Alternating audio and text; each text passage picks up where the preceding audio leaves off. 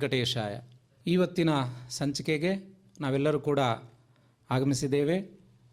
ಮೊದಲನೇದಾಗಿ ಗುರುಪ್ರಾರ್ಥನೆಯಿಂದ ಪ್ರಾರಂಭ ಮಾಡೋಣ. ಗುರುಪ್ರಾರ್ಥನೆ ಯಾಕೆ ಮಾಡಬೇಕು ಅಂದರೆ, ಗೀತಾಚಾರ್ಯರೇ ಪ್ರಥಮ ಗುರು ಅಂತ ಎಲ್ಲರೂ ಕೂಡ ತಿಳಿದಿದೆ. ಅಂತಹ ಒಂದು ಗೀತಾಚಾರ್ಯರ ಪ್ರಾರ್ಥನೆಯಿಂದ ನಾವು ಇವತ್ತಿನ ಸಂಚಿಕೆಯಲ್ಲಿ ಪಾರಾಯಣ ಪ್ರವಚನ ಕಾರ್ಯಕ್ರಮಕ್ಕೆ ನಾವೆಲ್ಲರೂ ಕೂಡ ಪ್ರಾರಂಭ ಮಾಡಿ ಕೃತಾರ್ಥರಾಗೋಣ. ಸಮಾಶ್ರಯೇದ್ ಗುರುಂ ಭಕ್ತ್ಯಾ ಮಹಾವಿಶ್ವಾಸಪೂರ್ವಕಂ ನಿಕ್ಷಿಪೇತ್ ಸರ್ವಭಾರಾಂಶ್ಚ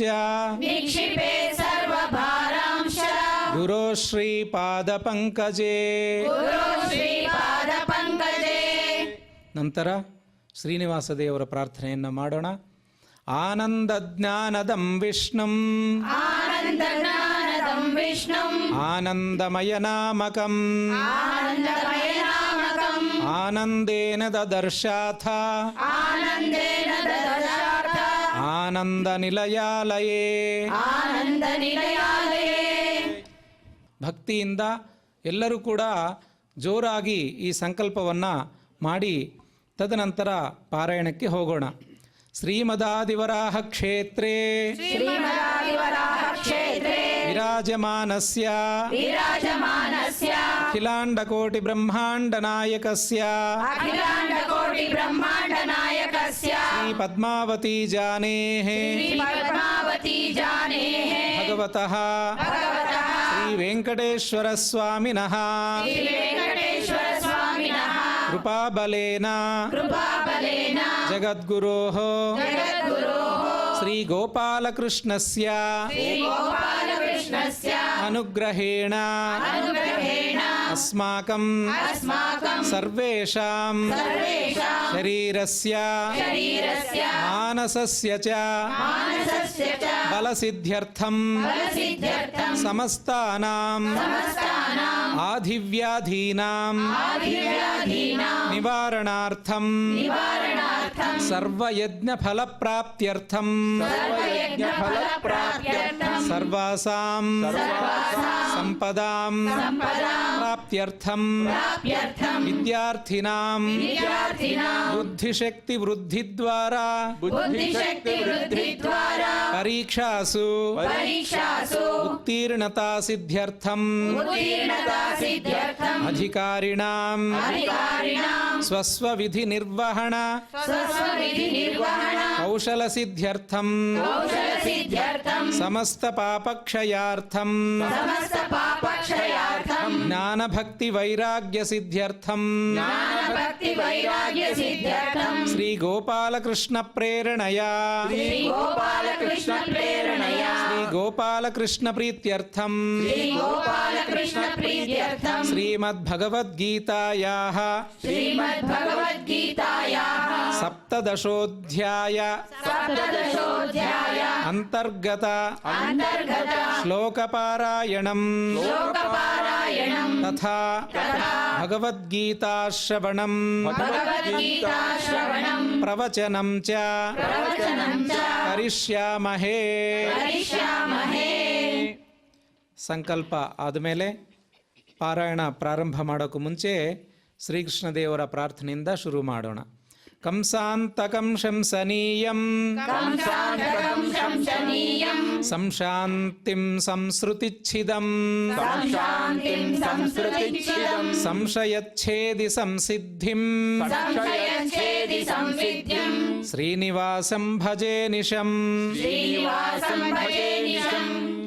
ಬೇರೆ ಗ್ರಂಥಗಳಲ್ಲಿ ಪಾರ್ಥಾಯ ಪ್ರತಿಬೋಧಿತಾಂ ಅಂತ ತಾವೆಲ್ಲರೂ ಕೂಡ ಗೀತಾ ಪ್ರಾರ್ಥನೆಯನ್ನು ಮಾಡಿರ್ತೀರಿ. ಹಾಗೆ ಇಲ್ಲೊಂದು ಶ್ಲೋಕ, ನಾವು ಗೀತಾ ಪ್ರಾರ್ಥನೆಯ ಶ್ಲೋಕವನ್ನು ನಾವೆಲ್ಲರೂ ಕೂಡ ಶ್ಲೋಕ ಮೂಲಕೇನ ಒಂದು ಪ್ರಾರ್ಥನೆಯನ್ನು ಮಾಡೋಣ. ಶಾಸ್ತ್ರೇಷು ಭಾರತಂ ಸಾರಂ ತತ್ರ ನಾಮ ಸಹಸ್ರಕಂ ವೈಷ್ಣವಂ ಕೃಷ್ಣ ಗೀತಾ ಚ ತಜ್ಞಾನಾತ್ ಮುಚ್ಯತೇಂಜಸಾ.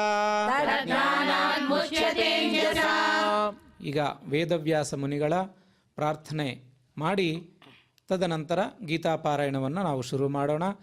ವೇದವ್ಯಾಸ ಗುಣಾವಾಸ ವಿದ್ಯಾಧೀಶ ಸತಾಂ ವಶ ಮಾಂ ನಿರಾಶಂ ಗತ ಕ್ಲೇಶಂ ಕುರ್ವನಾಶಂ ಹರೇಣಿಶಂ.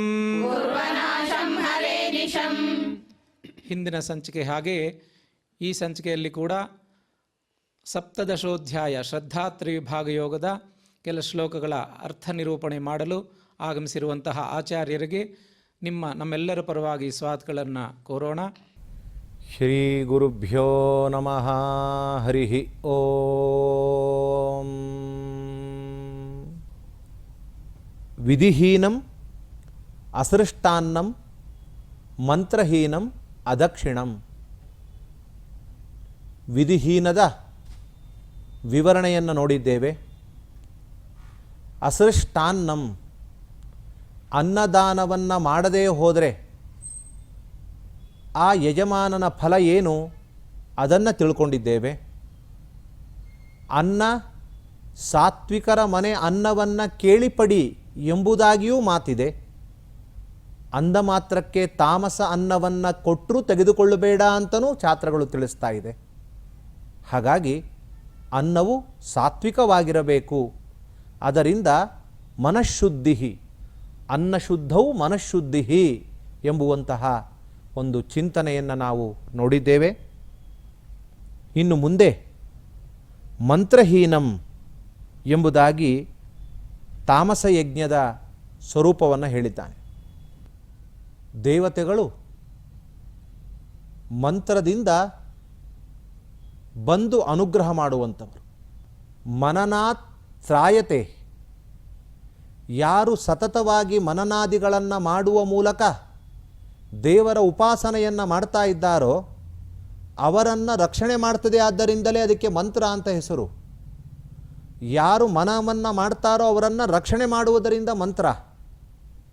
ನಡೆಯುವ ಧಾರ್ಮಿಕ ವಿಧಿವಿಧಾನಗಳಲ್ಲಿ, ಯಜ್ಞಯಾಗಾದಿಗಳಲ್ಲಿ ಮಂತ್ರವನ್ನೇ ಹೇಳದೆ ಕೇವಲ ಮಾತುಗಳನ್ನೇ ಹಾಡ್ತಾ, ದೇವರಿಗೆ ಹೂ ಹಾಕಿ 3 ಸರಿ ನೀರು ಕುಡೀರಿ, ಎದ್ದೇಳಿ, ಬಲಕ್ಕೆ ಮಾಡಿಕೊಳ್ಳಿ, ಎಡಕ್ಕೆ ಮಾಡಿಕೊಳ್ಳಿ, ಜನಿವಾರ, ಈ ರೀತಿಯಾಗಿ ಕೇವಲ ಪ್ರಾಕೃತವಾದ ಭಾಷೆಗಳನ್ನೇ ಹೇಳ್ತಾ ಇದ್ದರೆ ಅದು ಬರೇ ವಿಧಿ ಆಗೋಲ್ಲ, ಬರೇ ಒಂದು ಕರ್ಮ ಆಗತ್ತಷ್ಟೆ.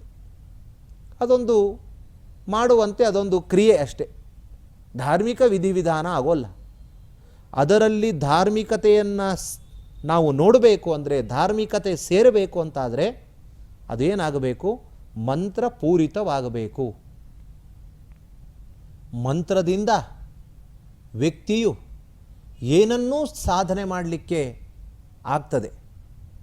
ಧ್ರುವ ಮಹಾರಾಜರು 5 ವರ್ಷದ ಬಾಲಕ ತಾಯಿಯಾದ ಸುರುಚಿಯ ತೀಕ್ಷ್ಣವಾದ ಮಾತುಗಳಿಂದ ನೊಂದು ಕ್ಷಾತ್ರ ತೇಜಸ್ಸಿನಿಂದ ಯುಕ್ತನಾದ ಧ್ರುವ, ನಾನು ದೊಡ್ಡದಾದ ಸ್ಥಾನವನ್ನು ಪಡಿತೇನೆ ಅಂತ ತಾಯಿಯಾದ ಸುನೀತಿಯ ಮಾತಿನಿಂತೆ ಹೊರಟಿದ್ದಾನೆ. ಹೊರಟ ಧ್ರುವ ಮಹಾರಾಜರು ಏನು ಮಾಡಿದ್ರು? ಮಂತ್ರವನ್ನು ಜಪ ಮಾಡಿದ್ದಾರೆ. ಯಾವುದು?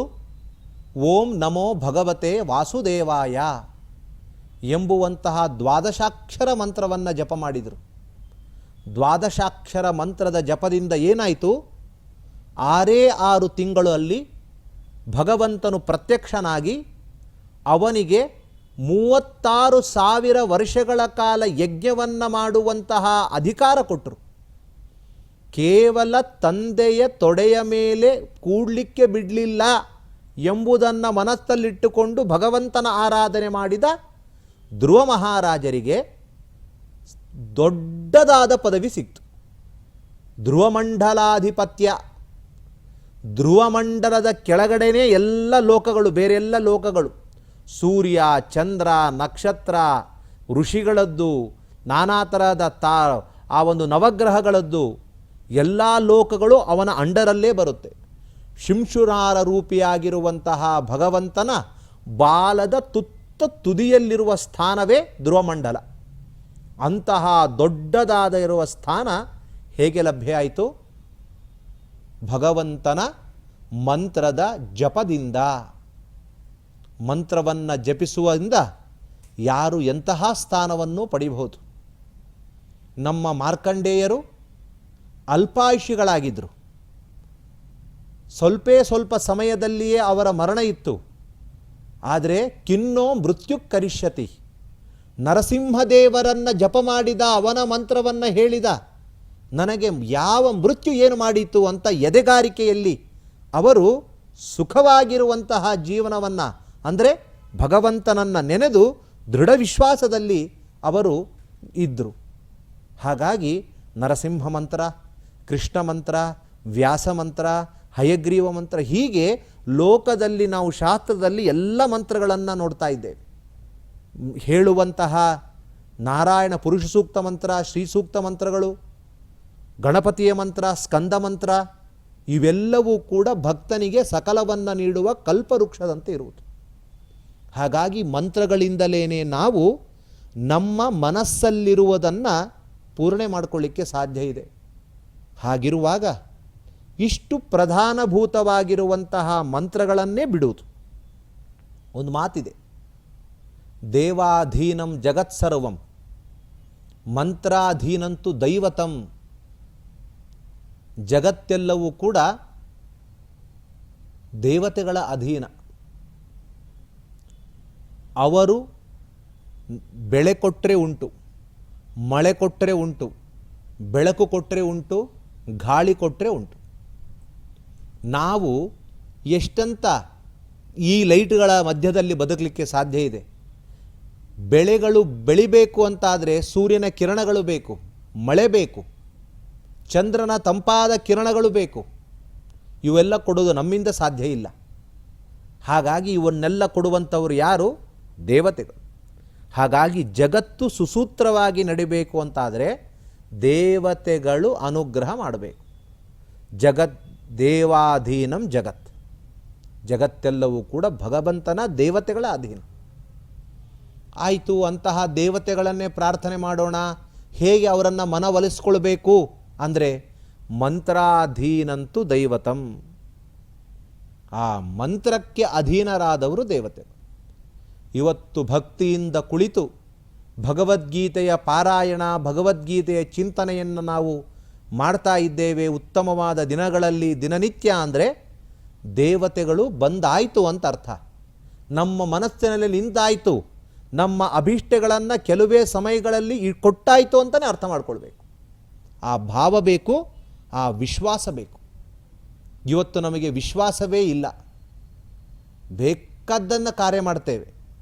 ಹೇಳಿದ್ದಾರ್ರಿ ಜ್ಯೋತಿಷ್ಕರು ಮಾಡಬೇಕಂತ ಪ್ರಾರಬ್ಧ ಮಾಡ್ತಾ ಇದ್ದೀವಿ ಅಂತಾರೆ. ನಿನಗಾಗುತ್ತಾ ಅಂತ ಖಾತ್ರಿ ಅಂದರೆ ನನಗದಿಲ್ಲ, ಅವ್ರು ಮಾಡಬೇಕು ಅಂತ ಹೇಳಿದ್ದಾರೆ, ಬಿಡೋಲ್ಲ, ನಮ್ಮ ಮನೇಲಿ ಬಿಡ್ತಾ ಇಲ್ಲ, ಅದಕ್ಕೆ ಬಂದು ಇಲ್ಲಿ ಮಾಡಿಸ್ತಾ ಇದ್ದೀನಿ. ಹೀಗಾದರೆ ವಿಶ್ವಾಸ ಇಲ್ಲದೆ ಪೂಜೆ ಮಾಡಿದರೆ ಆಗುತ್ತಾ? ಒಮ್ಮೆ ಎಲ್ಲರೂ ಸೇರಿ ಊರಿನವರು ಬರಗಾಲ ಬಂದಿದೆ ಅಂತ ಹೇಳಿ, ತಾವು ಒಂದು ಮಳೆ ಬರಬೇಕು ಊರಿಗೆ ಅಂತ ಹೇಳಿ ಪರ್ಜನ್ಯ ಯಾಗವನ್ನು ಮಾಡಿಸಿದರಂತೆ. ಪರ್ಜನ್ಯ ಯಾಗ ಅಂತ ಮಾಡಿಸುವಾಗ ಎಲ್ಲರೂ ಕೂಡ ಅವರವರ ಒಂದೊಂದು ಕಾನ್ಟ್ರಿಬ್ಯೂಷನ್, ನಮ್ಮಿಂದ ಇಷ್ಟು, ನಾವು ಇದನ್ನು ಕೊಡ್ತೇವೆ, ಇದನ್ನು ಕೊಡ್ತೇವೆ, ಎಲ್ಲರೂ ಕೂಡ ಒಂದೊಂದಷ್ಟು ಹಾಕಿ ಅದನ್ನು ಸತ್ರ ಅಂತ ಕರೀತಾರೆ. ಊರಿನ ಜನರೆಲ್ಲ ಸೇರಿ ಮಾಡಿಸುವಂತಹ ಒಂದು ಯಜ್ಞ ನಡೀತಾ ಇದೆ. ಯಜ್ಞವನ್ನು ಮಾಡುವಂತಹ ಕಾಲಕ್ಕೆ ಪೂರ್ಣಾಹುತಿ ಆಯಿತು. ಪೂರ್ಣಾಹುತಿ ಆಗುವಂತಹ ಸಂದರ್ಭಕ್ಕೆ ಸರಿಯಾಗಿ ಭಗವಂತ ಬಂದಂತೆ. ಎಲ್ಲಿಂದ? ಯಜ್ಞಕುಂಡದಿಂದ ಭಗವಂತ ಬಂದ. ಯಜ್ಞಕುಂಡದಿಂದ ಭಗವಂತ ಬಂದು ಕೇಳ್ತಾ ಇದ್ದಾನಂತೆ ಎಲ್ಲ ಜನರನ್ನು, ಅಲ್ಲ ನೀವೆಲ್ಲವನ್ನು ಯಜ್ಞ ಮಾಡಿಸ್ತಾ ಇದ್ದೀರಿ, ಯಾಕೆ ಮಾಡಿಸ್ತಾ ಇದ್ದೀರಿ ಅಂತ ಕೇಳಿದೆ. ಇಲ್ಲ ಸ್ವಾಮಿ, ಊರಿನಲ್ಲಿ ಮಳೆ ಇಲ್ಲ, ಬರಗಾಲ ಬಂದಿದೆ, ಅದಕ್ಕೋಸ್ಕರ ಯಜ್ಞ ಮಾಡಿಸ್ತಾ ಇದ್ದೇವೆ. ಅಲ್ಲ ಯಜ್ಞ ಮಾಡಿಸ್ತಾ ಇದ್ದೀರಿ, ಹೌದು, ಯಜ್ಞ ಮಾಡಿಸಿದರೆ ಮಳೆ ಬರ್ತದೆ ಅಂತ ನಿಮಗೆ ನಿಶ್ಚಯ ಉಂಟಾ ಅಂತ ಕೇಳಿದ್ನಂತೆ. ವಿಶ್ವಾಸ ಇದೆಯಾ ನಿಮಗೆ ಯಜ್ಞ ಮಾಡಿಸಿದರೆ ಮಳೆ ಬರುತ್ತೆ ಅಂತ? ಹೌದು ಸ್ವಾಮಿ, ವಿಶ್ವಾಸ ಇದೆ, ಅದಕ್ಕೋಸ್ಕರನೇ ಮಾಡಿಸಿರೋದು. ನೋಡ್ರಿ, ನಾನು ಇಷ್ಟು ದುಡ್ಡು ಕೊಟ್ಟಿದ್ದೀನಿ, ನೋಡಿ ನಾನು ಬೆಲ್ಲ ಕೊಟ್ಟಿದ್ದೀನಿ, ಅಕ್ಕಿ ಕೊಟ್ಟಿದ್ದೀನಿ. ಒಬ್ಬೊಬ್ಬರು ಒಂದೊಂದು ತಾವು ಚೀಟಿ ಹರಿಸಿದ್ದನ್ನೆಲ್ಲ ತೋರಿಸ್ತಾ ಇದ್ದಾರೆ. ನಾವೆಲ್ಲ ಕೊಟ್ಟವರು, ವಿಶ್ವಾಸ ಇದೆ, ಅದಕ್ಕೋಸ್ಕರನೇ ಮಾಡಿಸ್ತಾ ಇದ್ದೀವಿ. ಆಗ ಭಗವಂತ ಅಂದಂತೆ, ನೀವೇನೋ ಮಾಡಿಸ್ತಾ ಇದ್ದೀರಿ ಹೌದು, ಆದರೆ ನನಗನ್ನಿಸುತ್ತೆ ನಿಮಗೆ ವಿಶ್ವಾಸ ಇಲ್ಲ ಪ್ರಾಯ ಅಂತ ಅನಿಸುತ್ತೆ ಅಂತ. ಯಾಕೆ ಅಂದರೆ ನೋಡಿ, ನೀವೆಲ್ಲರೂ ಕೂಡ ಸೇರಿ ಯಜ್ಞವನ್ನು ಮಾಡಿಸ್ತಾ ಇದ್ದೀರಿ. ಯಾವ ಯಜ್ಞ ಅದು? ಪರ್ಜನ್ಯ ಯಜ್ಞ. ಹಾಗಾದರೆ ಯಜ್ಞ ಮಾಡಿಸ್ತಾ ಇದ್ದೀರಿ, ಯಜ್ಞದ ಕಾಲಕ್ಕೆ ಪೂರ್ಣಾಹುತಿಯ ಸಮಯಕ್ಕೆ ಮಳೆ ಬರ್ತದೆ. ಮಳೆ ಬಂದಾಗ ಇಲ್ಲಿಂದ ಮನೆಗೆ ಹೋಗಲಿಕ್ಕೆ ಒಬ್ಬರಾದರೂ ಛತ್ರಿ ತಂದಿದ್ದೀರಾ ನೋಡ್ರಿ ಅಂತ ಹೇಳಿದ್ನಂತೆ ದೇವರು. ಎಲ್ಲರೂ ಊಟಕ್ಕೆ ಬೇಕಾದ ಚಂಬು ಥಾಲಿಗಳನ್ನು ತಂದಿದ್ದೀರಿ ಬಿಟ್ಟರೆ ಯಾರೂ ಛತ್ರಿ ತಂದಿಲ್ಲ. ದೂರದಲ್ಲಿ ಒಬ್ಬ ಯಾರೋ ಕೂತಿದ್ದಂತೆ, ನೋಡ್ರಿ ದೂರದಲ್ಲಿದ್ದಾನಲ್ಲ ಅವನಿಗೊಂದು ವಿಶ್ವಾಸ ಇದೆ ಅಂತ ಹೇಳಿದನು. ಯಾಕೆಂತ ನೋಡಿ, ಛತ್ರಿ ತಂದಿದ್ದಾನ ಅವನು ನಿಂತು ಹೇಳಿದಂತೆ, ಸ್ವಾಮಿ ನಾನು ಛತ್ರಿ ತಂದದ್ದು ಮಳೆ ಬರುತ್ತಂತಲ್ಲ, ಬರುವಾಗ ಬಿಸಿಲು ಜಾಸ್ತಿ ಇತ್ತು ಅದಕ್ಕೆ ಕೊಡೆ ತಂದಿದ್ದೀನಿ ಅಂತ ಅವನು ಹೇಳಿದ್ದ ಅಂತಾರೆ. ಹಾಗಾದರೆ ನಾವಿವತ್ತು ಕಾರ್ಯವನ್ನು ಮಾಡ್ತಾ ಇದ್ದೇವೆ, ಆ ವಿಶ್ವಾಸ ಇಲ್ಲ. ವಿಶ್ವಾಸ ಫಲದಾಯಕ. ವಿಶ್ವಾಸದಿಂದ ಕಾರ್ಯವನ್ನು ಮಾಡುವಾಗ ಅದು ಅವಶ್ಯವಾಗಿ ಫಲ ಕೊಡ್ತದೆ. ದೇವರಲ್ಲ, ನಾವು ತೆಗೆದುಕೊಳ್ಳುವಂತಹ ಮಾತ್ರೆಗಳು, ಔಷಧಿಗಳಲ್ಲಿ ವಿಶ್ವಾಸ ಇಲ್ಲ ಅಂದರೂ ಫಲ ಕೊಡೋಲ್ಲ ಅಂತಾರೆ. ಅದು ಯಾವ ಹೋಮಿಯೋಪತಿಯೋ ಏನೋ, ಬಹಳ ಚಿಕ್ಕದಿದೆ, ತಗೊಳಂಗೆ ಆಗೋಲ್ಲ ಅಂತ ಕೆಲವರು ಅಂತ ಇರ್ತಾರೆ. ಆ ಥರ ಅಂದುಕೊಂಡು ತಗೊಂಡ್ರೆ ಅದು ಕಡಿಮೆ ಆಗುವುದೇ ಇಲ್ಲ. ಹಾಗಾಗಿ ಪ್ರತಿಯೊಂದರಲ್ಲೂ ನಾವು ಕೇಳುವ ಪಾಠ ಕೇಳುವಂತಹ ಗುರುಗಳಲ್ಲಿ, ಉಪನ್ಯಾಸ ಹೇಳುವಂತಹ ಆಚಾರ್ಯರಲ್ಲಿ, ವೈದ್ಯರಲ್ಲಿ, ನಮ್ಮ ನೇಮನ ಮಾಡುವಂತಹ ಬಾಸ್ಗಳಲ್ಲಿ ವಿಶ್ವಾಸವೇ ಮುಖ್ಯ. ಹಾಗಾಗಿ ಇಂತಹ ವಿಶ್ವಾಸದಿಂದಾಗಿ ಕಾರ್ಯವನ್ನು ನಾವು ಮಾಡಲಿಕ್ಕೆ ಮುಂದಾಗಬೇಕು. ಇದೆಲ್ಲವೂ ಕೂಡ ಸಾತ್ವಿಕ ಯಜ್ಞದ ಒಂದು ಸ್ವರೂಪ. ಇದಕ್ಕೆ ವಿರುದ್ಧವಾದದ್ದೆಲ್ಲವೂ ಕೂಡ ತಾಮಸ ಯಜ್ಞದ ಸ್ವರೂಪ ಅಂತಾನೆ ಕೃಷ್ಣ. ಹಾಗಾಗಿ ಜಗತ್ತೆಲ್ಲವೂ ಕೂಡ ದೇವತೆಗಳ ಅಧೀನ, ಆದರೆ ಆ ದೇವತೆಗಳೆಲ್ಲರೂ ಕೂಡ ಮಂತ್ರದ ಅಧೀನ. ಹಾಗಾಗಿ ಮಂತ್ರವನ್ನು ಅವಶ್ಯವಾಗಿ ನಾವು ಹೇಳಬೇಕು, ಮಂತ್ರವಕ್ಕೆ ನಾವು ಬೆಲೆಯನ್ನು ಕೊಡಲೇಬೇಕು. ಇನ್ನು ಅದಕ್ಷಿಣಂ ಅಂತ ಇನ್ನೊಂದು ಹೇಳ್ತಾನೆ. ತಾಮಸದ ಒಂದು ಸ್ಥಿತಿ ಏನು ಅಂದರೆ ದಕ್ಷಿಣ ಇಲ್ಲದೆ ಇರುವಂಥದ್ದು. ಆಚಾರ್ಯ ಭಾಳ ಚೊಲ ಮಾಡಿಸಿದ್ರಿ ಅಂಥೇಳಿ 10 ಪ್ರದಕ್ಷಿಣೆ ಬಂದು ನಮಸ್ಕಾರ ಮಾಡಿಬಿಟ್ಟು ದಕ್ಷಿಣೆ ಕೊಡಲಿಲ್ಲ ಅಂದರೆ ಫಲ ಇಲ್ಲ. ಅವಶ್ಯವಾಗಿ ದಕ್ಷಿಣೆಯನ್ನು ನೀಡಬೇಕು. ಅನ್ನಹೀನೋ ದಹೇದ್ರಾಜ್ಯಂ ಮಂತ್ರಹೀನತ್ತು ಆತ್ಮಾನಂ ದಕ್ಷಿಣಾಹೀನ ಅಂತ ಅಲ್ಲೇ ಇದೆ. ಮಾಡಿಸಿದ ಕಾರ್ಯದ ಸಂಪೂರ್ಣ ಫಲಪ್ರಾಪ್ತಿಗಾಗಿ ದಕ್ಷಿಣೆಯನ್ನು ನೀಡಬೇಕು. ಇಲ್ಲದೇ ಇದ್ದರೆ ಯಜಮಾನನನ್ನೇ ತೆಗೆದುಕೊಳ್ಳುತ್ತದೆ ಅಂತ ಇದೆ. ಆತ್ಮಹೀನಂ ಅದಕ್ಷಿಣಾಹೀನಂ, ಅವನನ್ನೇ ಬಲಿ ತೆಗೆದುಕೊಳ್ಳುತ್ತೆ. ಹಾಗಾಗಿ ದಕ್ಷಿಣೆಯನ್ನು ಅವಶ್ಯವಾಗಿ ನೀಡಬೇಕು, ಅವರವರ ಯೋಗ್ಯತಾನುಸಾರವಾಗಿ. ಶಾಸ್ತ್ರ ಹೇಳುತ್ತೆ ಸಾಲ ಸೋಲಗಳನ್ನು ಮಾಡಿ ಅವನಿಗೆ ಅಷ್ಟಟ್ಟು ಕೊಡು, ಹಾಗೆ ಹೇಳೋಲ್ಲ. ಯೋಗ್ಯತಾನುಸಾರವಾಗಿ ತಾನು ದಕ್ಷಿಣೆಯನ್ನು ನೀಡಬೇಕು. ನನ್ನ ಯೋಗ್ಯತೆ ಇಷ್ಟೇ ಅಂತ ಇದ್ದರೂ ಕೂಡ ಇಷ್ಟೇ ಕೊಡ್ತೇನೆ ಅನ್ನೋದು ತಪ್ಪು. ಶಾಸ್ತ್ರ ನಾನು ಹಿಂದಿನ ಸಂಚಿಕೆಯಲ್ಲಿ ನಾನು ಹೇಳಿದಂತೆ, ನಾವು ಮಾಡಿರುವಂತಹ ಕರ್ಮ ಏನು ಎಂಥದ್ದು ಅನ್ನೋದಕ್ಕಿಂತಲೂ ಯಾವ ಭಾವನೆಯಿಂದ ಮಾಡಿದ ಅನ್ನೋದು ಮುಖ್ಯ. ಎಷ್ಟು ಕರ್ತವ್ಯ ಮಾಡಿದ ಅನ್ನೋದಕ್ಕಿಂತಲೂ ಯಾವ ಭಾವನೆಯಿಂದ ಮಾಡಿದ, ಪ್ರಾಮಾಣಿಕವಾಗಿ ಅದನ್ನು ಹೇಳುವಾಗ ವಿತ್ತಶಾಟ್ಯಂ ನಕುರ್ವೀತ ಅಂತ ಶಬ್ದಗಳನ್ನು ಬಳಸ್ತಾರೆ. ವಿತ್ತಶಾಟ್ಯ ಅಂದರೆ ಬೇಕಾದಷ್ಟು ದೇವರು ಕೊಟ್ಟಿದ್ದಾನೆ, ಏನೂ ಇಲ್ಲ ಅಂದ್ಕೊಂಡೇ ಮಾಡೋದು. ಯಾರೋ ಮನೆಯಲ್ಲಿ ಏನೂ ಇಲ್ಲ ಅಂತ ಹೇಳಿ ದಾರಿದ್ರ್ಯವೇ ಇತ್ತು, ಅದಕ್ಕೋಸ್ಕರ ಅವ್ರ ಮನೆಯಲ್ಲಿ ಯಾವುದೋ ಒಂದು ದಾರಿದ್ರ್ಯ ಇದ್ದಾಗ ಸಾಸಿವೆಯಿಂದ ಶ್ರಾದ್ದ ಮಾಡಿದ್ದ. ಅವನ ತಾತ ಶಾಸ್ತ್ರದಿಂದ ಶ್ರಾದ್ದ ಮಾಡಿದ್ದ ಅಂತ ಮಗ ಕೋಟಿಗಟ್ಟಲೆ ದುಡ್ಡಿದ್ರೂ ಕೂಡ ನಮ್ಮ ಮನೆಯಲ್ಲಿ ಸಾಸಿವೆ ಶ್ರಾದ್ದವೇ ಮಾಡಬೇಕು ಅಂತ ಸಾಸಿವೆ ಶ್ರಾದ್ದನೇ ಮಾಡೋದು. ಬಂದ ಬ್ರಾಹ್ಮಣರಿಗೆ ಸಾಸಿವೆಯಿಂದ ಮಾಡಿದ ಉಂಡೆಯೇ ಕೊಡೋದು, ದಕ್ಷಿಣವನ್ನು ಕೊಡದೆ ಕಳಿಸೋದು.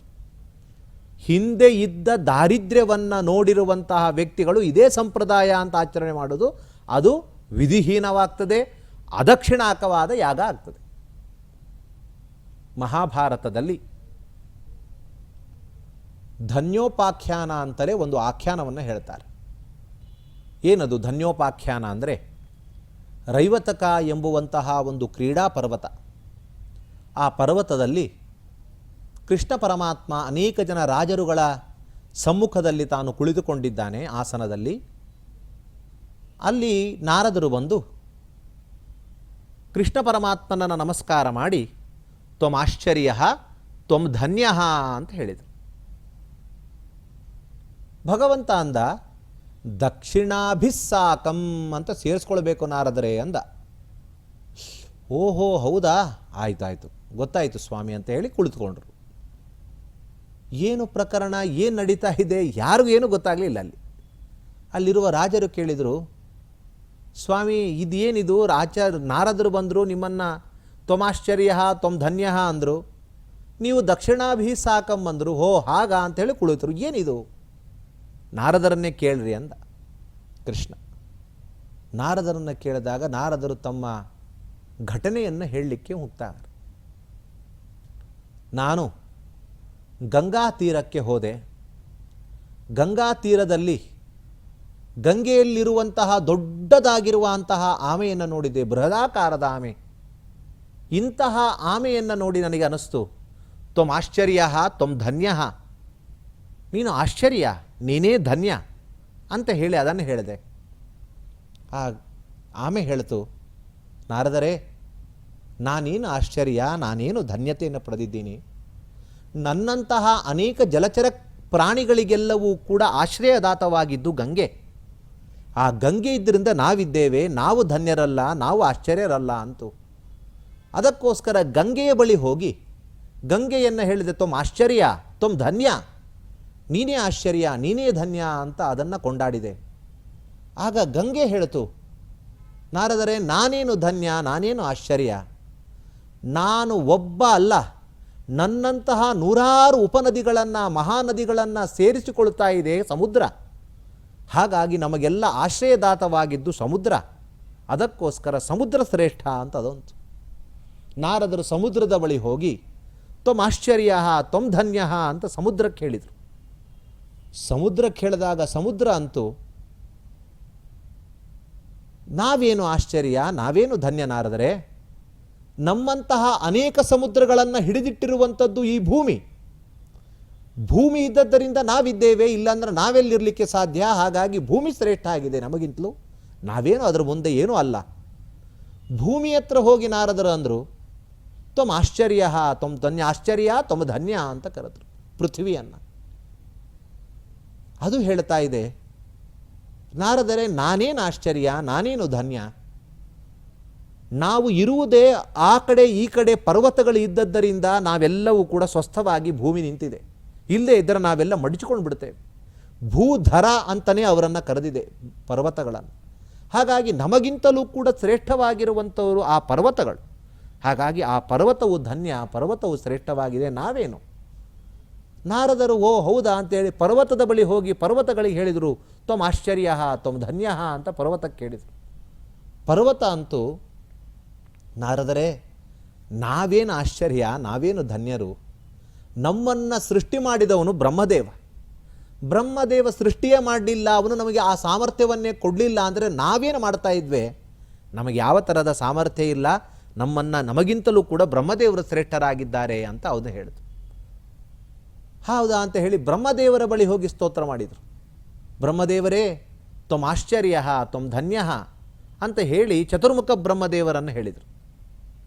ಅವರಂತಾರೆ, ನಾನು ಪದಾರ್ಥಗಳನ್ನು ಸೃಷ್ಟಿ ಮಾಡಿರಬಹುದು, ಆದರೆ ನನಗೆ ಅಂತಹ ಸಾಮರ್ಥ್ಯ ಹೇಗೆ ಬಂತು, ನಾನೇನು ಶ್ರೇಷ್ಠ, 4 ಮುಖಗಳಿಂದ ಚತುರ್ವೇದಗಳನ್ನು ನಿರಂತರ ಪಾರಾಯಣ ಮಾಡ್ತೇನೆ. ನ ಭಾರತೀ ಮೇಂಗ ವೃಷೋಪಲಕ್ಷತೆ ಅಂತಾರೆ ಬ್ರಹ್ಮದೇವರು. ನನ್ನ ಬಾಯಿಯಿಂದ ಈವರೆಗೂ ಕೂಡ ಭಗವದ್ವಿರುದ್ಧವಾದ ಮಾತುಗಳು ಬಂದಿಲ್ಲ. ನನ್ನ ಮನಸ್ಸು ಈವರೆಗೂ ಭಗವದ್ವಿರುದ್ಧವಾದದ್ದನ್ನು ಯೋಚನೆಯೂ ಮಾಡಿಲ್ಲ. ನನ್ನ ಬೇರೆ ಇಂದ್ರಿಯಗಳು ದೇಹಗಳು ಒನ್ಮೆಯೂ ಕೂಡ ಭಗವದ್ವಿರುದ್ಧವಾಗಿ ಪ್ರವೃತ್ತಿ ಮಾಡಿಲ್ಲ. ಹಾಗಾಗಿ ಯಾಕೆ, ನಾನು ನಿರಂತರ ಭಗವದ್ಧ್ಯಾನವನ್ನು ಮಾಡ್ತಾ ವೇದಗಳ ಪಾರಾಯಣದ ಪ್ರಭಾವದಿಂದ ನನಗಿಂತಹ ಸ್ಥಿತಿ ಬಂದಿದೆ ಅಂತ ಬ್ರಹ್ಮದೇವರು ಹೇಳ್ತಾರೆ. ಹಾಗಾಗಿ ನಾನೇನು ಆಶ್ಚರ್ಯ, ವೇದಗಳು ಶ್ರೇಷ್ಠ ಅಂದರು. ಓ ಹೌದಾ ಅಂತ ಹೇಳಿ ವೇದಗತ್ರ ಹೋಗಿ ತ್ವಂ ಆಶ್ಚರ್ಯ ತ್ವಂ ಧನ್ಯ ಅಂತ ವೇದಾಭಿಮಾನಿ ದೇವತೆಗಳು ಹೇಳಿದರು. ವೇದಗಳು ಹೇಳಿದವು, ನಾವೇನು ಶ್ರೇಷ್ಠ, ನಾವೇನು ಧನ್ಯ, ಭಗವಂತನ ಗುಣಗಳಿದೆ, ಭಗವಂತನ ವಿಶೇಷವಾಗಿರುವಂತಹ ಗುಣಗಳು ಹೇಳ್ತಾ ಇದ್ದೇವೆ. ಆದ್ದರಿಂದ ನಮಗೊಂದು ಪವರ್, ನಮಗೊಂದು ಸ್ಥಾನಮಾನ ದಕ್ಕಿದೆ. ಭಗವಂತನ ಗುಣಗಳು ಅವನು ನಮಗೆ ಅನುಗ್ರಹ ಮಾಡಿ ಈ ಭಾಗ್ಯವನ್ನು ಕೊಡದೇ ಇದ್ದರೆ ನಾವೇನಾಗ್ತಾ ಇದ್ದೇವೆ? ನಮ್ಮದೇನೂ ಅಲ್ಲ, ಎಲ್ಲ ಭಗವಂತನದು ಅಂತ ಹೇಳಿದರಂತೆ. ಇಷ್ಟು ಹೇಳಿದಾಗ, ಭಗವಂತನದು ಅಂತ ಹೇಳಿದಾಗ ಕೃಷ್ಣ ಪರಮಾತ್ಮನ ಹತ್ರ ನಾರದರು ಹೊರಟು ಹುಡುಕೊಂಡು ಹೋದರು. ಹೋದಾಗ ರೈವತಕ ಪರ್ವತದಲ್ಲಿ ನಾರದರ ಸಮ್ಮುಖದಲ್ಲಿ ಭಗವಂತ ಕುಳಿತಿದ್ದ. ಅಲ್ಲಿ ಹೋಗಿ ಕೃಷ್ಣ ಪರಮಾತ್ಮನನ್ನು ತ್ವಮಾಶ್ಚರ್ಯ ತ್ವಂ ಧನ್ಯ ಅಂದರು. ಇಷ್ಟು ಪುರಾಣ. ಈ ರೀತಿಯಾಗಿ ಕ್ರಮದಲ್ಲಿ ಎಲ್ಲ ಕಡೆ ಹೋದ ಮೇಲೆ ಸುಪ್ರೀಮ್ ಆಗಿ ಭಗವಂತ ಸಿಕ್ಕಿದ ನಮಗೆ. ಅದನ್ನು ನಾರದರು ತ್ವಮಾಶ್ಚರ್ಯ ತ್ವಂ ಧನ್ಯ ಅಂತ ಹೇಳಿದರು. ಆಗ ಕೃಷ್ಣ ಪರಮಾತ್ಮ ಏನಂದ? ನಾರದರೇ, ಒಂದು ಸ್ಟೆಪ್ ಬಿಟ್ಟಿದ್ದೀರಿ ನೀವು ಅಂದ. ನಾನು ಯಜ್ಞಗಳು ಆದ ಮೇಲೆ ನಾನೇ ನೇರ ಅಲ್ಲ. ವೇದ, ಚತುರ್ಮುಖ ಬ್ರಹ್ಮದೇವರು ವೇದವನ್ನು ಶ್ರೇಷ್ಠ ಅಂದರು. ವೇದಗಳು ಅಂತೂ ಯಜ್ಞಗಳು ಶ್ರೇಷ್ಠ ಅಂತು. ವೇದಗಳು ಯಜ್ಞಗಳು ಶ್ರೇಷ್ಠ ಅಂತು. ಯಾಕೆಂದರೆ ಯಜ್ಞಗಳು ಇದ್ದದ್ದರಿಂದ ನಮ್ಮ ಉದ್ಧಾರ ಆಗ್ತಾ ಇದೆ. ನಮ್ಮನ್ನು ಜ್ಞಾನಿಗಳು ಉದ್ಧಾರಿಸ್ತಾ ಆಹುತಿ ಕೊಡ್ತಾ ಇದ್ದಾರೆ. ಹಾಗಾಗಿ ವೇದಾಭಿಮಾನಿನಿಗಳು ಯಜ್ಞಾಭಿಮಾನಿನಿಗಳನ್ನು ಶ್ರೇಷ್ಠ ಅಂತ ಹೇಳಿದರು. ಯಜ್ಞಗಳು ಹೇಳಿದ್ವು ನಾವೇನು ಶ್ರೇಷ್ಠ, ಭಗವಂತ ನಮಗೆ ಅನುಗ್ರಹ ಮಾಡಿದ್ದಾನೆ. ಯಜ್ಞದಲ್ಲಿ ಅನೇಕ ಮಂತ್ರಗಳಿಂದ ಭಗವಂತನ ನೆನೆದು ಹಾಕ್ತಾರೆ. ಯಜ್ಞಕ್ಕಿಂತಲೂ ನಮಗಿಂತಲೂ ಭಗವಂತ ಶ್ರೇಷ್ಠ ಅಂತ ಹೀಗೆ ಹೇಳಿದ್ದಾರೆ. ಭಗವಂತ ಅಂದ, ಮಧ್ಯದಲ್ಲಿ ಒಂದು ಸ್ಟೆಪ್ ಬಿಟ್ಟಿದ್ದೀರಿ. ಯಜ್ಞ ಆದ ಮೇಲೆ ನಾನು ಅಂತ ಹೇಳ್ತಾ ಇದ್ದೀರಿ. ಅಲ್ಲ, ಅಲ್ಲೊಂದು ಸ್ಟೆಪ್ ಇದೆ. ಏನು? ವೇದ ಮೊದಲು ಹೇಗೆ ಕೂರ್ಮ, ತದನಂತರ ಗಂಗಾ, ಗಂಗೆಯ ನಂತರ ಸಮುದ್ರ, ಸಮುದ್ರ ನಂತರ ಭೂಮಿ, ಭೂಮಿಯ ನಂತರ ಪರ್ವತ, ಪರ್ವತಗಳ ನಂತರ ಬ್ರಹ್ಮದೇವರು, ಬ್ರಹ್ಮದೇವರ ನಂತರ ವೇದ, ವೇದದ ನಂತರ ಯಜ್ಞ, ಯಜ್ಞದ ನಂತರ ಭಗವಂತ ಅಂತ ಹೇಳಿದರು. ಆದರೆ ಭಗವಂತ ಅಂತಾನೆ, ಯಜ್ಞ ಆದ ಮೇಲೆ ನೇರ ನಾನಲ್ಲ, ಯಜ್ಞ ಆದ ಮೇಲೆ ದಕ್ಷಿಣೆ ಅಂದ. ದಕ್ಷಿಣಾಭಿಹಿ ಸಾಕಂ, ನಾನು ಶ್ರೇಷ್ಠ. ಹೌದು, ಸರಿ ಹೇಳಿದ್ದೀರಿ. ಹೇಗೆ? ದಕ್ಷಿಣಾದಿಂದ ಕೂಡಿದ ನಾನು ಶ್ರೇಷ್ಠ. ಹಾಗಾದರೆ ಯಜ್ಞ, ಹೋಮ, ಹವನ, ಪಾರಾಯಣ, ಪ್ರವಚನ ಏನು ಮಾಡಿಸಿದ ಮೇಲೆಯೂ ಕೂಡ ದಕ್ಷಿಣ ಅಂತ ಕೊಡ್ರಿ. ದಕ್ಷಿಣ ಅಂತ ನೀಡಲೇಬೇಕು, ಪ್ರದಕ್ಷಿಣೆ ಸಾಲದು. ದಕ್ಷಿಣವನ್ನು ಕೊಟ್ಟ ಮೇಲೆ ನಾನು ನಂತರ ಅನುಗ್ರಹ ಇದ್ದೇ ಇದೆ, ನಾನು ಶ್ರೇಷ್ಠನಾಗೇ ಆಗಿದ್ದೇನೆ, ನನ್ನ ಅನುಗ್ರಹ ಆಗಲಿಕ್ಕೆ ಸಾಧ್ಯ ಇದೆ ಅಂತ ಭಗವಂತನು ಹೇಳಿದ ವಿಷಯ ಇದು. ದಕ್ಷಿಣಗಳನ್ನು ಭಗವಂತನು ದಕ್ಷಿಣೆಯನ್ನು ಕೊಟ್ಟಾಗ ಅವನು ಪ್ರೀತನಾಗ್ತಾನೆ. ಬ್ರಾಹ್ಮಣರ ಪ್ರೀತಿ ನಂತರ, ಒಟ್ಟು ಅವನಿಗಂತರೂ ದಕ್ಷಿಣಾದಿಂದ ಅದನ್ನು ಕೊಟ್ಟಾಗ ಅವನಿಗೆ ಅತ್ಯಂತ ಪ್ರಿಯವಾಗ್ತದೆ. ಇದು ನಾನು ಹೇಳುವ ಮಾತಲ್ಲ, ಮಹಾಭಾರತಾದಿಗಳಲ್ಲಿ ತಾತ್ಪರ್ಯ ನಿರ್ಣಯಗಳಲ್ಲಿ ಬಂದಿರುವಂತಹ ಮಾತು. ಇದನ್ನು ಧನ್ಯೋಪಾಖ್ಯಾನ ಪ್ರಕರಣಂ ಅಂತಲೇ ಇದನ್ನು ಹೇಳಿದ್ದಾರೆ. ಧನ್ಯ ಧನ್ಯ ಧನ್ಯ ಅಂತ ಹೇಳುವಂತಹ ಪ್ರಕರಣ. ಹಾಗಾಗಿ ಇದರ ಒಳಾರ್ಥ ಬೇರೆ ಇದೆ. ಶ್ರೀಮದ್ ಆಚಾರ್ಯರು ಇದನ್ನು ತಿಳಿಸಿದ್ದಾರೆ. ಏನದು? ಕೂರ್ಮ ಅಂದರೆ ಯಾರು, ಗಂಗೆ ಅಂದರೆ ಯಾರು, ಭೂಮಿ ಅಂದರೆ ಯಾರು, ಪರ್ವತ ಅಂದರೆ ಯಾರು, ಅದನ್ನೆಲ್ಲ ತಿಳಿಸಿದ್ದಾರೆ. ವೇದ ಅಂದರೆ ಏನು? ವೇದ ಅಂದರೆ ವೇದಾಭಿಮಾನಿನಿ ಲಕ್ಷ್ಮೀ. ಯಜ್ಞ ಅಂದರೆ ಯಾರು? ಯಜ್ಞಾಭಿಮಾನಿನಿಯಾದ ಲಕ್ಷ್ಮೀ. ದಕ್ಷಿಣ ಅಂದರೆ ಯಾರು? ದಕ್ಷಿಣಾಭಿಮಾನಿನಿಯಾದ ಲಕ್ಷ್ಮೀ. ಭಗವಂತನ ಅರ್ಧ ಭಾಗವೇ ಲಕ್ಷ್ಮಿಯಾಗಿರುವಂತೆ, ದಕ್ಷಿಣ ಬಲಭಾಗದಲ್ಲಿಯೇ ಇರುವಂಥದ್ದು. ಅಂತಹ ಲಕ್ಷ್ಮಿ ಶ್ರೇಷ್ಠ ಎಂಬುವ ಒಳಾರ್ಥ ಬೇರೆ ಇದೆ. ಆದರೂ ನಾವು ಮೇಲ್ನೋಟದ ಇದು ಒಂದು ಅರ್ಥ ಇದೆ. ಹಾಗಾಗಿ ನಾವು ಮಾಡಿರುವಂತಹ ಕರ್ಮದ ಪೂರ್ಣತೆ ದಕ್ಷಿಣಾದಿಗಳಿಂದ ಆಗ್ತದೆ. ಹಿರಣ್ಯ ಗರ್ಭಸ್ಥಂ ಹೇಮ ಬೀಜಂ ವಿಭಾವಸೋ ಅಂತ ಹೇಳಿ ಆ ದಕ್ಷಿಣಾದಿಗಳನ್ನು ನಾವು ಕೃಷ್ಣಾರ್ಪಣಮಸ್ತು ಅಂತ ಕೊಟ್ಟಾಗ ಅದು ತೃಪ್ತಿಯಾಗುತ್ತೆ, ಅದು ಪೂರ್ಣವಾಗುತ್ತೆ ಎಂಬುದೇ ಶಾಸ್ತ್ರ ಪ್ರಮೇಯ ವಿಷಯ. ಹಾಗಾಗಿ ತಾಮಸಿ ಯಜ್ಞ ಆದರೆ ದಕ್ಷಿಣ ಇಲ್ಲದೆ ಮುಂದುವರಿತದೆ. ಸಾತ್ವಿಕವಾದ ಯಜ್ಞದಲ್ಲಿ ದಕ್ಷಿಣ ಪುರಸ್ಸರವಾಗಿ ಮುಂದುವರಿತದೆ. ಅದನ್ನು ಮಂತ್ರಹೀನಂ ಅದಕ್ಷಿಣಂ, ದಕ್ಷಿಣ ಇಲ್ಲದೆ ಮಾಡುವಾಗಿಲ್ಲ. ಮತ್ತು ಶ್ರದ್ಧಾ ವಿರಹಿತಂ ಯಜ್ಞಂ, ಶ್ರದ್ಧೆ ಇಲ್ಲದೆ ಮಾಡುವಂಥದ್ದು ಅಂತಾರೆ. ಬೇಕಾದಷ್ಟು ಯಜ್ಞ ಯಾಗಾದಿಗಳನ್ನು ಮಾಡಿದರೂ ಶ್ರದ್ಧೆ ಇಲ್ಲ. ಏನೋ ಕಾಟಾಚಾರಕ್ಕೆ ಮಾಡ್ತಾ ಇರೋದನ್ನು. ಹಾಗಾಗಬಾರ್ದು. ಅದರಿಂದ ಏನಾಗುತ್ತೆ ಅಂದರೆ ಈ ಕಡೆ ಹಣ ವ್ಯರ್ಥ ಆಗುತ್ತೆ, ಅವನಿಗೆ ಹೊಗೆ ಮುಂದೆ ಅಲ್ಲೆಲ್ಲ ಕೂತು ಕಾಯಕ್ಲೇಶ, ಈ ಕಡೆ ಮನಸ್ಸಮಾಧಾನ ಇಲ್ಲ, ಫಲವೂ ಸಿಗೋಲ್ಲ. ಇದರಿಂದ ದೇವರಿಂದ ದೂರನೇ ಉಳಿಬೇಕಾಗತ್ತೆ ಅವನು. ಅವನಿಗನಿಸುತ್ತೆ ನಾನು ಇಷ್ಟೆಲ್ಲ ಮಾಡಿದ್ದೀನಿ, ಫಲ ಕೊಟ್ಟಿಲ್ಲ, ಇವನು ಯಾವ ದೇವರು ಅಂತ ಅವನು ಶಾಪ ಹಾಕ್ತಾನೆ. ಆದರೆ ನಿಜವಾಗಿ ನೋಡ್ಲಿಕ್ಕೆ ಹೋದರೆ ಇವನು ಶ್ರದ್ಧೆಯೇ ಇಲ್ಲದೆ ಮಾಡಿದ್ದಾನೆ. ಆದ್ದರಿಂದ ಆ ಒಂದು ಯಜ್ಞಕ್ಕೆ ಫಲ ಹೇಗೆ ಕೊಡ್ಲಿಕ್ಕೆ ಸಾಧ್ಯ ಇದೆ? ದೇವತೆಗಳು ಶ್ರದ್ಧೆ ಇಲ್ಲದೆ ಬೇಕಾಬಿಟ್ಟು ಕರೆದ್ರೆ ನಾವೇ ಹೋಗೋದಿಲ್ಲ. ಸಾಮಾನ್ಯ ವ್ಯಕ್ತಿಗಳೇ ಅವನನ್ನು ತಿರಸ್ಕಾರ ಮಾಡಿದರೆ, ಗೌರವ ಕೊಡದೇ ಇದ್ದರೆ, ಆಸನ ಕೊಡದೇ ಇದ್ದರೆ ಅವನೇ ಹೋಗೋಲ್ಲ. ಜಗದೊಡೆಯನಾಗಿರುವಂತಹ ಭಗವಂತನ ಕಾರ್ಯ ಮಾಡುವಾಗ ನಾನು ಶ್ರದ್ಧೆ ಇಲ್ಲದೆ ಮಾಡ್ತೇನೆ ಅಂದರೆ ದೇವರಂತಾನೆ ಯಾವನಿಗೋಸ್ಕರ ಮಾಡ್ತಾ ಇದ್ದೇನೆ ನೀನು ಅಂತ ಕೇಳ್ತಾನೆ.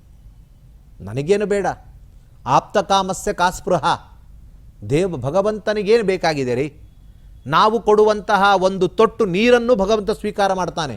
ಕೃಷ್ಣನೇ ಹಿಂದಿನ ಅಧ್ಯಾಯಗಳಲ್ಲಿ ಹೇಳಿದ್ದಾನೆ, ಪತ್ರಂ ಪುಷ್ಪಂ ಫಲಂ ತೋಯಂ ಯೋಮೇ ಭಕ್ತ್ಯಾ ಪ್ರಯಚ್ಛತಿ. ಪತ್ರವನ್ನು, ಪುಷ್ಪವನ್ನು, ಫಲವನ್ನು ಏನೂ ಇಲ್ಲ ರೀ, ಒಂದೊಂದು ಉದ್ಧರಣೆಯಲ್ಲಿ ನೀರು ಹಾಕಿ ಛತ್ರಂ ಸಮರ್ಪಯಾಮಿ ಚಾಮರಂ ವ್ಯಜನಂ ನೀರು ಹಾಕಿದರೂ ಭಗವಂತ ಸ್ವೀಕಾರ ಮಾಡ್ತಾನೆ. ಇಂದಿರಾ ಪದಾರಾಜ್ಯ ಮುಕುಂದ ದೂರ್ವಾಂಕುರೈರ್ ಮಂದ ಜನೈರ್ ಅಪೂಜ್ಯ ಅಂತ ಕೇಳ್ತಾರೆ ಟೀಕಾರಾಯರು. ಲಕ್ಷ್ಮೀದೇವಿಯ ಚರಣ, ಅವಳ ಕರಪಲ್ಲವದಿಂದ ಚರಣಗಳನ್ನು ಪೂಜಿತನಾಗಿರುವ ಭಗವಂತ ಸಾಮಾನ್ಯರು ಮಾಡುವ ನಮ್ಮಂತಹ ವ್ಯಕ್ತಿಗಳ ಹುಲ್ಲು, ತುಳಸಿ, ಬಿಲ್ವಪತ್ರೆ ಇವುಗಳಿಂದಲೂ ಪೂಜೆ ಸ್ವೀಕಾರ ಮಾಡ್ತಾನೆ ಅವನು. ಅಂತಹ ದೊಡ್ಡ ಭಗವಂತ ಅವ. ಅವನಿಗೇನೂ ಆಗಬೇಕಾಗಿಲ್ಲ. ನಾವು ನಮ್ಮ ಉದ್ಧಾರಕ್ಕಾಗಿ ನಾವು ಅವನನ್ನು ಪೂಜೆ ಮಾಡಬೇಕಷ್ಟೆ. ನಮ್ಮ ಉದ್ಧಾರಕ್ಕಾಗಿ ನಾವು ಮಾಡಬೇಕು. ಹಾಗಾಗಿ ಶ್ರದ್ಧೆಯಿಂದ ಮಾಡಬೇಕು. ಕಾರ್ಯ ಮಾಡೋದು ಮಾಡೇ ಮಾಡ್ತೀವಿ, ಕಾರ್ಯಗಳನ್ನು ಪೂಜೆ ಮಾಡೋದು ಮಾಡೇ ಮಾಡ್ತಾ ಇದ್ದೀವಿ. ಅದರಲ್ಲಿ ಶ್ರದ್ಧೆಯಿಂದ ಮಾಡಿದಾಗ, ಆಸ್ತಿಕ್ಯ ಬುದ್ಧಿಯಿಂದ, ನಂಬಿಕೆಯಿಂದ, ವಿಶ್ವಾಸದಿಂದ ಮಾಡಿದಾಗ ಅದು ನಮಗೆ ಫಲವನ್ನು ನೀಡುತ್ತದೆ. ಶ್ರದ್ಧಾವಿರಹಿತಂ, ಹಾಗಾಗಿ ಶ್ರದ್ಧಾವಿರಹಿತವಾಗಬಾರದು. ಇದು ತಾಮಸಂ ಪರಿಚಕ್ಷತೆ. ಹಾಗಾಗಿ ವಿಧಿಹೀನವಾದ, ಶಾಸ್ತ್ರದಲ್ಲಿ ಹೇಳಿದ ರೀತಿಯಲ್ಲಿ ಮಾಡದೇ ಇದ್ದರೆ, ಅನ್ನದಾನಾದಿಗಳನ್ನು ಮಾಡದೆ ಕರ್ಮವನ್ನು ಮಾಡಿದ ಅಂದರೆ, ಮಂತ್ರಹೀನವಾಗಿಯೇ ಪೂಜಾ ವಿಧಾನಗಳನ್ನು ಮಾಡಿದರೆ, ಅದಕ್ಷಿಣಾಕವಾಗಿ ಯಜ್ಞಗಳನ್ನು ಮಾಡಿದರೆ, ಶ್ರದ್ಧಾ ವಿರಹಿತವಾಗಿರುವಂತಹ ಪೂಜೆಗಳೆಲ್ಲವೂ ಕೂಡ ತಾಮಸ ಎಂಬುದಾಗಿ ತಿಳಿಸ್ತಾರೆ ಅಂತ ಹೇಳಿ ಮುಂದೆ ತಪಸ್ಸಿನ ವಿಭಾಗವನ್ನು ಮಾಡ್ತಾನೆ. ಈವರೆಗೂ ಕೂಡ ನಾವು ಅನೇಕ ವಿಭಾಗಗಳನ್ನು, ಮೊದಲು ಶ್ರದ್ಧೆಯಲ್ಲಿಯೇ ವಿಭಾಗಗಳನ್ನು ನೋಡಿದ್ವಿ, ಆಹಾರದಲ್ಲಿ ವಿಭಾಗಗಳನ್ನು ನೋಡಿದ್ವಿ, ಯಜ್ಞಗಳಲ್ಲಿ ವಿಭಾಗಗಳನ್ನು ನೋಡಿದ್ದೇವೆ. ಈಗ ತಪಸ್ಸಿನಲ್ಲಿ ವಿಭಾಗಗಳನ್ನು ತಿಳಿಸ್ತಾರೆ. ಹಿಂದೆ ಕೃಷ್ಣ ಪರಮಾತ್ಮ ಪ್ರತಿಜ್ಞೆ ಮಾಡಿದ್ದಾನೆ, ಆಹಾರಾಹ ಸಾತ್ವಿಕ ಶುದ್ಧಾಹ ಆಯುಸ್ಸತ್ವಬಲಾರೋಗ್ಯ ಅಂತೆಲ್ಲ ಹೇಳುವಾಗ ಯಜ್ಞ, ದಾನ, ತಪ, ಕರ್ಮ ಅಂತೆಲ್ಲ ಹೇಳಿದ್ದಾನೆ. ಹಾಗಾಗಿ ಅದರಲ್ಲಿ ಈಗ ತಪಸ್ಸಿನ ವಿಭಾಗವನ್ನು ಮಾಡ್ತಾ ಇದ್ದಾರೆ. ತಪಸ್ಸಿನಲ್ಲೂ ವೈವಿಧ್ಯತೆಗಳಿದೆ. ಸಾತ್ವಿಕ ತಪಸ್ಸು, ರಾಜಸ ತಪಸ್ಸು, ತಾಮಸ ತಪಸ್ಸು ಅಷ್ಟೇ ಅಲ್ಲ, ಶಾರೀರಿಕ ತಪಸ್ಸು, ವಾಚನಿಕ ತಪಸ್ಸು ಮತ್ತು ಮಾನಸಿಕ ತಪಸ್ಸು ಅಂತ ಅವುಗಳಲ್ಲಿ ವೈವಿಧ್ಯ ಹೇಳ್ತಾ ಇದ್ದಾನೆ ದೇವರು. ಹಾಗಾದರೆ ಯಾವುದು ಶಾರೀರಿಕವಾಗಿರುವಂತಹ ತಪಸ್ಸು, ಯಾವುದು ವಾಚನಿಕವಾಗಿರುವಂತಹ ತಪಸ್ಸು, ಯಾವುದು ಮನಸ್ಸಿಗೆ ಸಂಬಂಧಪಟ್ಟಿರುವ ತಪಸ್ಸು ಎಂಬುದನ್ನು ಕೃಷ್ಣ ಹೇಳ್ತಾ ಇದ್ದಾನೆ. ಅದರಲ್ಲಿ ಮೊದಲಿಗೆ ಶಾರೀರಿಕವಾಗಿರುವಂತಹ ತಪಸ್ಸನ್ನು ಹೇಳ್ತಾ ಇದ್ದಾನೆ. ದೇವದ್ವಿಜ ಗುರುಪ್ರಾಜ್ಞ ಪೂಜನಂ ಶೌಚಮಾರ್ಜವಂ ಬ್ರಹ್ಮಚರ್ಯಮಹಿಂಸಾ ಚ ಶಾರೀರಂ ತಪ ಉಚ್ಯತೆ. ಶಾರೀರಂ ತಪಃ, ಶರೀರಕ್ಕೆ ಸಂಬಂಧಪಟ್ಟಿರುವ ತಪಸ್ಸು ಅಂದರೆ ಇವುಗಳು ಅಂತಾನೆ. ಅದು ಏನು, ಇದರ ಅರ್ಥ ಏನು, ಇದರ ವಿವರಣೆ ಏನು, ಶಾರೀರ ತಪಸ್ಸು ಅಂದರೆ ಎಂಥದ್ದು, ವಾಚನಿಕವಾದ ತಪಸ್ಸು ಎಂಥದ್ದು, ಇದೇ ಮೊದಲಾಗಿರುವಂತಹ ವಿಷಯವನ್ನು ಶ್ರೀಕೃಷ್ಣ ಪರಮಾತ್ಮನು ಮುಂದೆ ಅದನ್ನು ವಿವರಿಸ್ತಾ ಇದ್ದಾನೆ. ಆ ವಿಷಯಗಳು ಏನು ಎಂಬುವಂಥದ್ದನ್ನು ನಾವು ಮುಂದಿನ ಸಂಚಿಕೆಯಲ್ಲಿ ನೋಡೋಣ ಅಂತ ಹೇಳ್ತಾ, ಎಲ್ಲರಿಗೂ ಕೂಡ ಭಗವಂತನು ಸನ್ಮಂಗಲವನ್ನು ಉಂಟು ಮಾಡಲಿ. ಸಮಸ್ತ ಸನ್ಮಂಗಲಾನಿ ಭವಂತು. ಹರಯೇ ನಮಃ. ಶ್ರೀಕೃಷ್ಣಾರ್ಪಣಮಸ್ತು. ಈಗ ಪಾರಾಯಣವನ್ನು ಮಾಡೋಣ. ಅಥ ಶ್ರೀಮದ್ಭಗವದ್ಗೀತಾಸು ಉಪನಿಷತ್ಸು ಬ್ರಹ್ಮವಿದ್ಯಾಯಾಂ ಯೋಗಶಾಸ್ತ್ರೇ ಶ್ರೀಕೃಷ್ಣಾರ್ಜುನ ಸಂವಾದೇ ಶ್ರದ್ಧಾತ್ರಯ ವಿಭಾಗಯೋಗೋ ನಾಮ ಸಪ್ತದಶೋऽಧ್ಯಾಯಃ. ಅರ್ಜುನ ಉವಾಚ ಯೇ ಶಾಸ್ತ್ರವಿಧಿಮುತ್ಸೃಜ್ಯ ಯಜಂತೆ ಶ್ರದ್ಧಯಾನ್ವಿತಾಃ ತೇಷಾಂ ನಿಷ್ಠಾ ತು ಕಾ ಕೃಷ್ಣ ಸತ್ವಮಾಹೋ ರಜಸ್ತಮಃ. ಶ್ರೀಭಗವಾನುವಾಚ ತ್ರಿವಿಧಾ ಭವತಿ ಶ್ರದ್ಧಾ ದೇಹಿನಾಂ ಸಾ ಸ್ವಭಾವಜಾ ಸಾತ್ವಿಕೀ ರಾಜಸೀ ಚೈವ ತಾಮಸೀ ಚೇತಿ ತಾಂ ಶೃಣು. ಸತ್ವಾನುರೂಪಾ ಸರ್ವಸ್ಯ ಶ್ರದ್ಧಾ ಭವತಿ ಭಾರತ. ಶ್ರದ್ಧಾಮಯೋऽಯಂ ಪುರುಷೋ ಯೋ ಯಚ್ಛ್ರದ್ದಃ ಸ ಏವ ಸಃ. ಯಜಂತೆ ಸಾತ್ವಿಕಾ ದೇವಾನ್ ಯಕ್ಷರಕ್ಷಾಂಸಿ ರಾಜಸಾಃ. ಪ್ರೇತಾನ್ ಭೂತಗಣಾಂಶ್ಚಾನ್ಯೇ ಯಜಂತೆ ತಾಮಸಾ ಜನಾಃ. ಅಶಾಸ್ತ್ರವಿಹಿತಂ ಘೋರಂ ತಪ್ಯಂತೆ ಯೇ ತಪೋ ಜನಾಃ. ದಂಭಾಹಂಕಾರ ಸಂಯುಕ್ತಾಃ ಕಾಮರಾಗಬಲಾನ್ವಿತಾಃ ಕರ್ಷಯन्तಃ ಶರೀರಸ್ಥಂ ಭೂತಗ್ರಾಮಮಚೇತಸಃ. ಮಾಂ ಚೈವಾन्तಃ ಶರೀರಸ್ಥಂ ತಾನ್ ವಿದ್ಯಾಸುರನಿಶ್ಚಯಾನ್. ಆಹಾರಸ್ತ್ವಪಿ ಸರ್ವಸ್ಯ ತ್ರಿವಿಧೋ ಭವತಿ ಪ್ರಿಯಃ. ಯಜ್ಞಸ್ತಪಸ್ತಥಾ ದಾನಂ ತೇಷಾಂ ಭೇದಮಿಮಂ ಶೃಣು. ಆಯುಃ ಸತ್ವಬಲಾರೋಗ್ಯ ಸುಖ ಪ್ರೀತಿ ವಿವರ್ಧನಾಃ. ರಸ್ಯಾ ಸ್ನಿಗ್ಧಾ ಸ್ಥಿರಾ ಹೃದ್ಯಾಃ ಆಹಾರಾ ಸಾತ್ವಿಕ ಪ್ರಿಯಾಃ. ಕಟ್ವಾಂ ಲಲವಣಾತ್ಯುಷ್ಣ ತೀಕ್ಷ್ಣರೂಕ್ಷವಿದಾಹಿನಃ. ಆಹಾರ ರಾಜಸಸ್ಯೇಷ್ಟಾ ದುಃಖಶೋಕಾಮಯಪ್ರದಾಃ.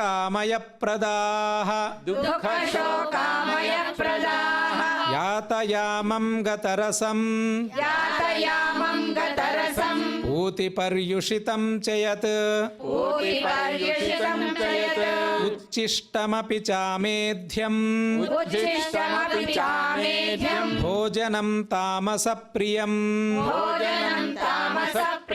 ಅಫಲಾಕಾಂಕ್ಷಿಭಿರ್ಯಜ್ಞೋ ವಿಧಿದೃಷ್ಟೋ ಯ ಯುಜ್ಯತೆ. ಯಷ್ಟವ್ಯಮೇವೇತಿ ಮನಃ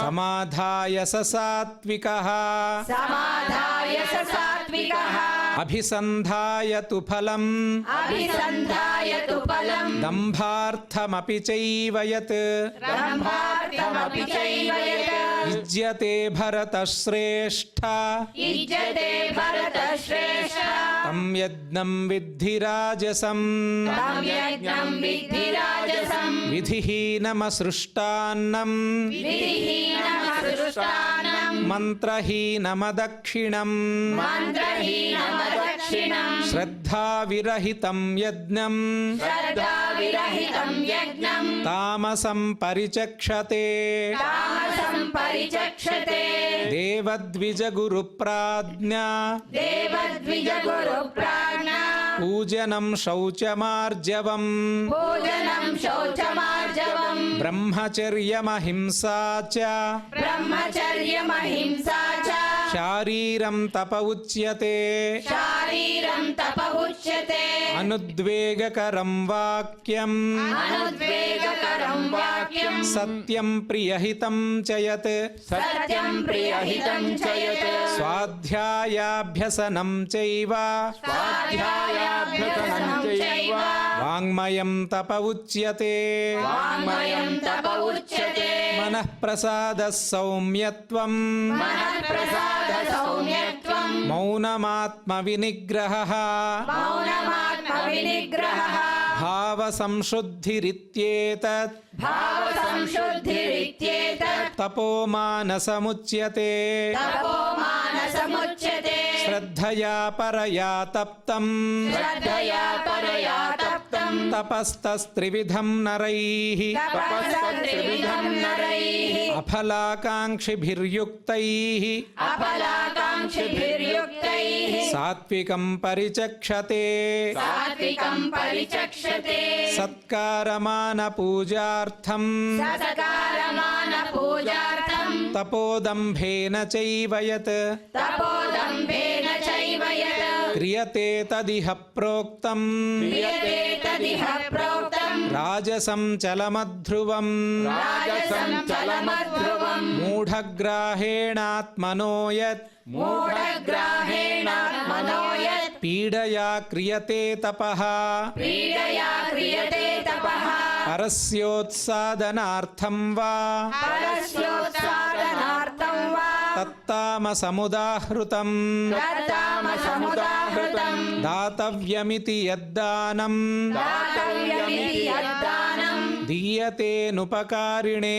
दीयतेनुपकारिणे దేశే కాలే చ పాత్రే చ देशे काले च पात्रे च తద్దానం సాత్వికం స్మృతం तद्दानं सात्विकं स्मृतम् యత్తు ప్రత్యుపకారార్థం यत्तु प्रत्युपकारार्थं ఫలముద్దిశ్య వా పునః फलमुद्दिश्य वा पुनः దీయతే చ పరిక్లిష్టం दीयते च परिक्लिष्टम् తద్దానం రాజసం స్మృతం तद्दानं राजसंस्मृतम् అదేశకాలే యద్దానం अदेशकाले यद्दानम् అపాత్రేభ్యశ్చ దీయతే अपात्रेभ्यश्च दीयते అసత్కృతమవజ్ఞాతం असत्कृतमवज्ञातम् తత్తామసముదాహృతం तत्तामसमुदाहृतम् ఓం తత్సదితి నిర్దేశో ॐ तत्सदिति निर्देशो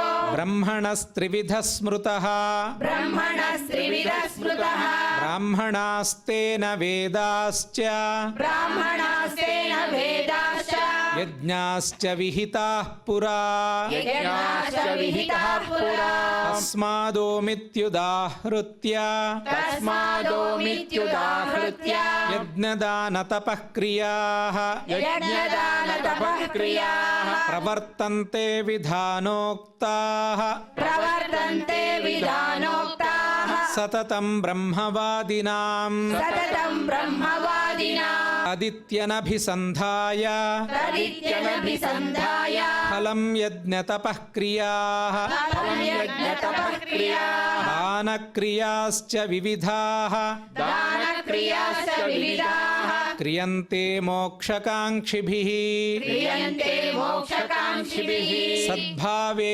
साधुभावे च सद्भावे साधुभावे च सदित्येतत् प्रयुज्यते प्रयुज्यते प्रशस्ते कर्मणि तथा प्रशस्ते कर्मणि तथा सच्छब्दः पार्थयुज्यते सच्छब्दः सार्थयुज्यते यज्ञे तपसि दाने च यज्ञे तपसि दाने च स्थितिः सदिति चोच्यते स्थितिः सदिति चोच्यते कर्म चैव तदर्थीयम् कर्म चैव तदर्थीयम् सदित्येवाभिधीयते सदित्येवाभिधीयते अश्रद्धया हुतं दत्तम् अश्रद्धया हुतं दत्तं तपस्तप्तं कृतं च यत् तपस्तप्तं कृतं च यत् असदित्युच्यते पार्थ असदित्युच्यते पार्थ न च तत्प्रेत्य नो इह न च तत्प्रेत्यो इह इति श्रीमद्भगवद्गीतासु इति श्रीमद्भगवद्गीतासु उपनिषत्सु उपनिषत्सु ब्रह्मविद्यायां ब्रह्मविद्यायां योगशास्त्रे योगशास्त्रे श्रीकृष्णार्जुनसंवादे श्रीकृष्णार्जुनसंवादे श्रद्धात्रयविभागयोगो नाम श्रद्धात्रयविभागयोगो नाम सप्तदशोऽध्यायः सप्तदशोऽध्यायः यत्र योगेश्वरः कृष्णो यत्र योगेश्वरः कृष्णो यत्र पार्थो धनुर्धरः यत्र पार्थो धनुर्धरः तत्र श्रीर्विजयो भूतिः तत्र श्रीर्विजयो भूतिः ध्रुवा नीतिर्मतिर्मम ಧ್ರುವ ನೀತಿರ್ಮತಿರ್ಮಮ ಕ್ಷಮಾ ಪ್ರಾರ್ಥನೆಯನ್ನು ಮಾಡೋಣ. ಯದಕ್ಷರಪದಭ್ರಷ್ಟಂ ಯದಕ್ಷರಪದಭ್ರಷ್ಟಂ ಮಾತ್ರಾಹೀನಂ ಚ ಯದ್ಭವೇತ್ ಮಾತ್ರಾಹೀನಂ ಚ ಯದ್ಭವೇತ್ ತತ್ಸರ್ವಂ ಕ್ಷಮ್ಯತಾಂ ದೇವ ತತ್ಸರ್ವಂ ಕ್ಷಮ್ಯತಾಂ ದೇವ ನಾರಾಯಣ ನಮೋಸ್ತುತೇ. ನಾರಾಯಣ ನಮೋಸ್ತುತೇ. ಭಗವತ್ ಸಮರ್ಪಣಂ ಎಂಬ ಇಲ್ಲಿ ಒಂದು ಶ್ಲೋಕದಲ್ಲಿ ಭಗವತ್ ಸಮರ್ಪಣ ಶ್ಲೋಕವನ್ನು ಹೇಳಿದ್ದಾರೆ. ಆದರೆ ಆ ಶ್ಲೋಕದ ಅರ್ಥವನ್ನು ತಾವು ತಿಳ್ಕೋಬೇಕಾಗುತ್ತೆ. ಯಾಕೆಂದರೆ ಎಷ್ಟೋ ಜನಕ್ಕೆ ಅದು ತಿಳಿಯಬಹುದು, ತಿಳಿಯದೇ ಇರಬಹುದು.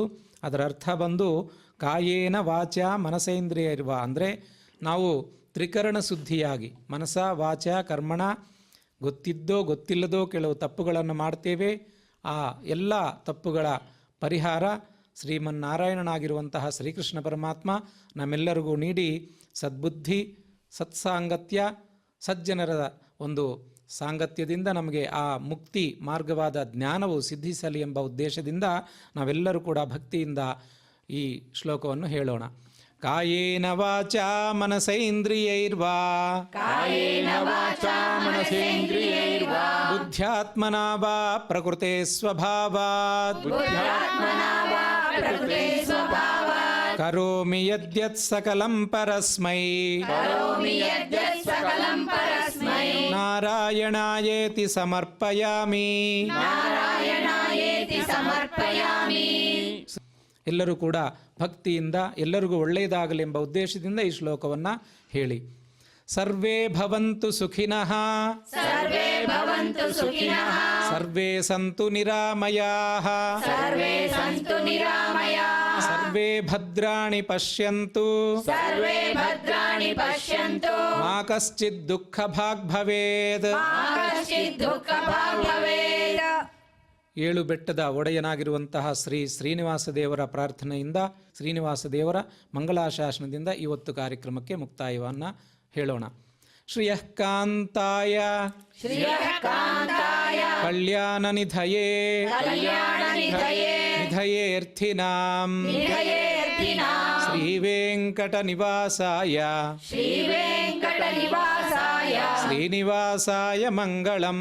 ಶ್ರೀನಿವಾಸಾಯ ಮಂಗಳಂ. ಶ್ರೀವೆಂಕಟನಿವಾಸಾಯ ಶ್ರೀವೆಂಕಟನಿವಾಸಾಯ ಶ್ರೀನಿವಾಸಾಯ ಮಂಗಳಂ. ಶ್ರೀನಿವಾಸಾಯ ಮಂಗಳಂ. ಶ್ರೀ ಶ್ರೀನಿವಾಸಾಯ ಮಂಗಳಂ. ಶ್ರೀ ಶ್ರೀನಿವಾಸಾಯ ಮಂಗಳಂ. ಸರ್ವಂ ಶ್ರೀಕೃಷ್ಣಾರ್ಪಣಮಸ್ತು. ಸರ್ವಂ ಶ್ರೀ